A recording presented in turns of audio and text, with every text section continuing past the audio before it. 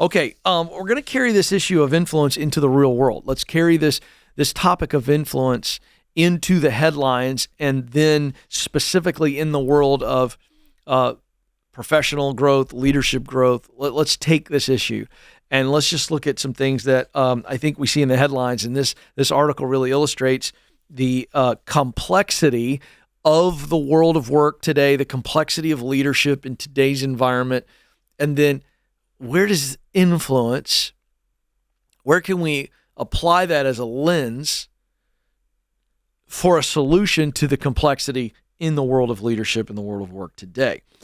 This is an article from Business Insider, and they are citing some data from PwC. And this was released at Davos. This is the big World Economic Forum now in Davos, Switzerland.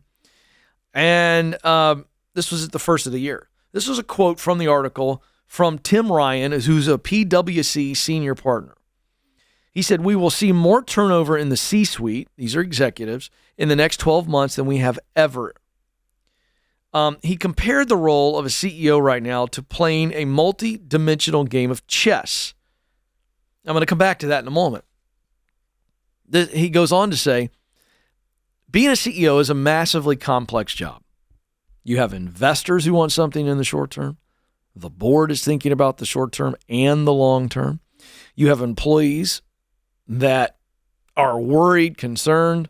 You're worried about leaving behind. Am I going to be able to retain them? Rising regulations. Technology is evolving at a breakneck speed. And so he goes on to say, as a CEO, you've got to reinvent yourself. And I'm going to slightly and respectfully disagree that I don't think it's about reinventing all the time. I think reinvention is a major move, and I think does happen and should happen. However, I think you have to reshape yourself, be a shape shifter. And maybe that's what he means by reinvent. But reinvent to me is I was this and now I'm this. And shape shifting is I'm this in this meeting, I'm this in this meeting. I don't know if you've ever seen the movie X-Men, but one of the X-Men characters, and I forget the name of the character, doesn't matter, but she is, I think she's played by Rebecca Romijn in the first one, and she's blue, and she's a shapeshifter. That's the bottom line.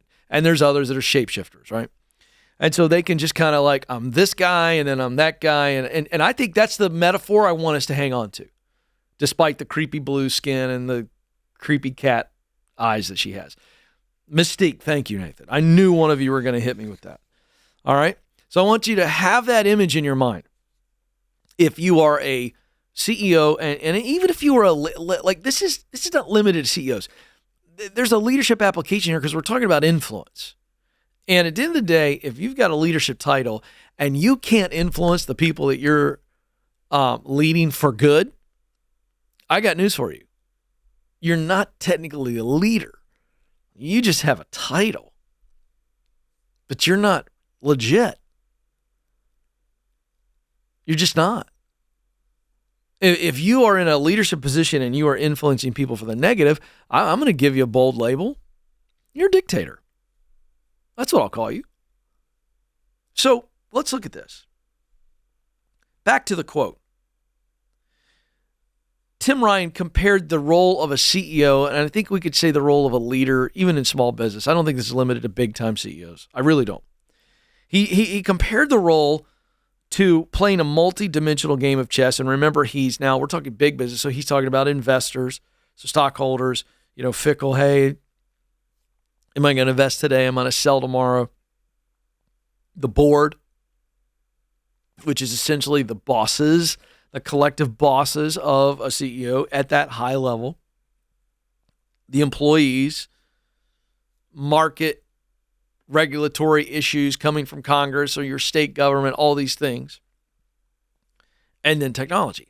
And so what he is describing and laying out for us in detail is a very complex situation. And I like the analogy of the multidimensional chess game. Now, I don't know if any of you have played chess before, or it's been a long time, or you play all the time, but if we can imagine now a chess game, and you've got all these different pieces on the board, your pawns, and then you start to go down from the side. You come in, you got your rooks, you got your knights, or some people call it a castle, knights, and then you got your bishops, and you got the queen and the king, all right? And so all these pieces on the board, occupying squares on the chessboard, we get this.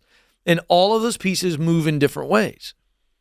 So the game of chess itself has got some complexity going on due to the multiple pieces, move different ways. Oh yeah, and I'm competing against someone else. And by the way, in the game of chess, a move I make can dictate a move that the other player makes. Okay, so I think we all are there. Feels very much like business. Okay, and as the player of the chess game, okay, in this analogy, as the leader or a top leader, you are the one making the moves. I'm going to move my pawn up to here. Over here, I'm going to move the pawn once. Then I'm opening up a spot for the knight to move over. You are making the moves in leadership.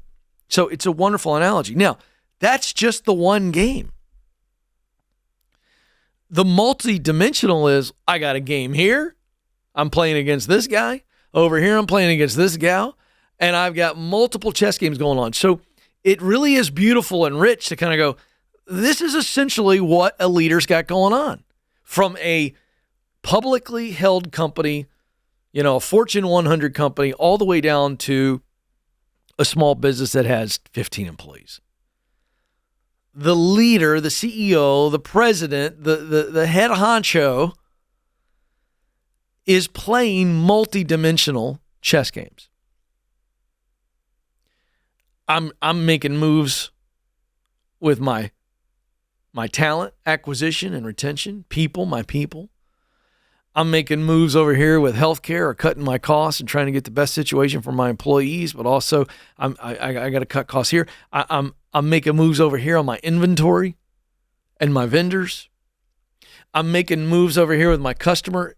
So this is business. And so in that situation where you are playing a multi-dimensional chess game, and I love this analogy, he's saying there are a lot of leaders that are going, I'm out. It's too much. I want to play one chess game. I don't think that's realistic, but they could be saying they're going, it's too much. I'm multidimensional. I'm over here. I'm over here. I'm over here, and I'm not able to keep up. And the very tension that comes with having to play multiple chess games or wear multiple hats is too much for them. So they're going, I'm out. Now, it's important to point out here before I go any further that leadership at any level is not for everybody. It's just not. Can anybody lead? Yes. Can anybody lead effectively? I take issue with that and say no. Because if you're not cut out for it, you don't want it, you can't do it effectively. Now, if you change your mind and your attitude and you say, hey, I want to do it, then yes, in fact, you can learn to lead effectively. But let's go back to our opening topic today of influence. So can you apply influence into a complex leadership role? And all leadership roles are essentially complex. So what I've been describing in the last few minutes, how does influence, and let's look at influence as a soft skill, because I believe it is. How can we apply this tool, this skill of influence, and apply it to a complex leadership situation for the purposes of simplifying? Because let's just say this today. Effective leadership is defined by one thing: the ability to take complex situations and lead a team to a simplistic resolution. That's how I would define effective leadership. Okay? Now, so that means you have to understand as a leader that it's not all on you. The whole thing does not ride on you. So we take influence and we say, wait a second. When I'm in this chess game, when I'm over here with vendors, how do I sit with my team and help influence them? They're the subject matter expert. I'm not, but I'm the leader. How do I help influence them to make the best decision, the right decision? And you can repeat that over and over again. Remember, influence is not expertise. Influence is the ability to come in, be authentically you, serve, and in doing so, empower others to make the best decision. And you influence that through empowerment, confidence, clarity, all the things. So back to just the simple idea here is the key to managing and leading in complexity is influence.